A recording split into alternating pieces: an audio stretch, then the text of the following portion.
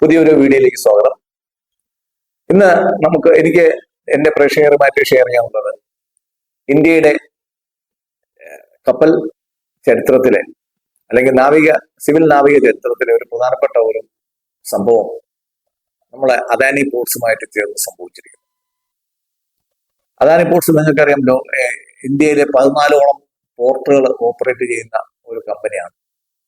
ആ അദാനി പോർട്സിലെ ലോകത്തെ തന്നെ ഏറ്റവും വലിയ കണ്ടെയ്നർ ട്രാൻസ്ഷിപ്മെന്റ് കമ്പനി ആയിട്ടുള്ള MSC ഷിപ്പിംഗ് എന്ന് പറയുന്നത് മെഡിറ്ററേനിയൻ ഷിപ്പിംഗ് കോർപ്പറേഷൻ എന്നാണ് MSC ഷിപ്പിംഗ്. ഈ MSC ഷിപ്പിംഗ് 49% ഓഹരി അദാനി പോർട്സിന്റെ ഷെയർ അവർ വാങ്ങിയിരിക്കുക. അതായത് അദാനി പോർട്സിലെ അദാനി കഴിഞ്ഞാൽ ഏറ്റവും വലിയ ഷെയർ ഹോൾഡറായിട്ട് MSC ഷിപ്പിംഗ് മാറിയിരിക്കുന്നു.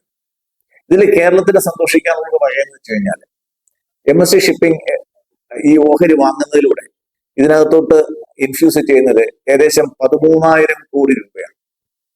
ഈ 13,000 കോടി രൂപയിൽ നല്ലൊരു ഭാഗം നമ്മുടെ വിഴിഞ്ഞം തുറമുഖത്തിന്റെ കപ്പാസിറ്റി വർദ്ധിപ്പിക്കാനാണ് ഉപയോഗിക്കുന്നത്.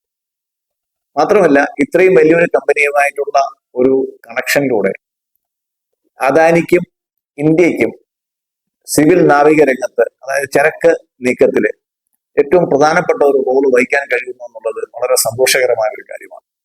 മാത്രമല്ല, ഈ ഷിപ്പിംഗ് കമ്പനികളുടെ അദാനി ഓപ്പറേറ്റ് ചെയ്യുന്ന ഷിപ്പിംഗ് കമ്പനികളുടെ ഏറ്റവും കൂടുതൽ ആഴത്തിലുള്ള തുറമുഖം തിരുവനന്തപുരമാണ്.